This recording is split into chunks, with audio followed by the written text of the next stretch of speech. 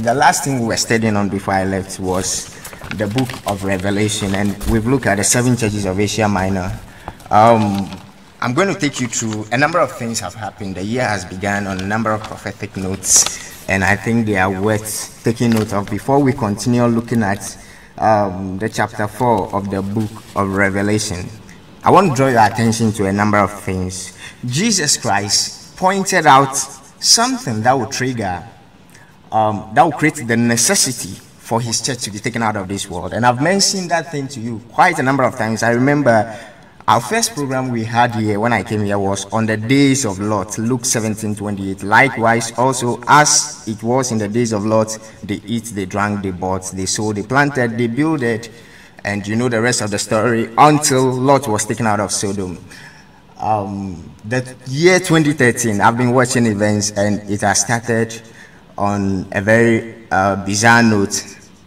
Can you remember last year, the US president on his campaign tour, I'm talking about Obama, paraded himself of turning America into a gay paradise, and he won. So my question is, where did the Christian votes go? Where did they? What is the role of the church? What is the influence of the church? January 4th, the Church of England agreed that gay clergy in civil partnerships can become bishops so long as they remain sexually abstinent missionaries before. And now their main priority is how to ordain gay bishops. The French president, François Hollande, on his campaign trail, promised to turn France into another gay paradise. Early February, that is second, just a few days ago, the French parliament passed a bill to redefine marriage as between two people, not between a man and a woman. And 5th of this month, just about a few days ago, the British parliament also passed overwhelmingly to approve homosexuality. And do I have to talk about Ghana's case? We have come far. So those of you who think we are the fanatics talking about the end time, warning you, I'm telling you, the time is coming. Your preachers may not be able to protect you from the influence that is coming. Remember, it became necessary for Lot to leave Sodom at the time they began assaulting them. So today, we've never even dreamt of it, that it could become a subject matter. And let me tell you, the forces behind this thing, unless you are told, you don't understand. Are you getting it? It's an international commodity. And the world leaders are under serious satanic covenants to market this thing around the world. There's nothing anybody can do about it. You can cry the foul, but in the end, they'll have their way. What has been our mandate? To let you know that it is not business as usual. Church is not going to be about this thing, all those gymnastics. It will come to an end. If they start assaulting you, when they take over, look at it. In the days of Lot, they were in the minority. Are you getting it? Lot, the righteous, was in the minority. If you look at all the bills passing, the French parliament, what was they passed it, it was 200 and something against, I don't know, let me see if I can get that for you.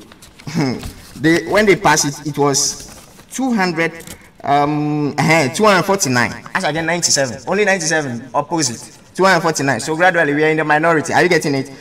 In Britain, 400 votes against 127. Ghana, we have come far. They've just smuggled one of their advocates into government. Let's not fake ourselves that we don't know what is happening. Where's the clergy? You don't have the influence. You can't do anything. So even if you cannot stop them, at least you should tell your congregation that this is where we are heading to. It's not going to be about silver and gold. You think we don't know how to preach those things? We know how to preach those things.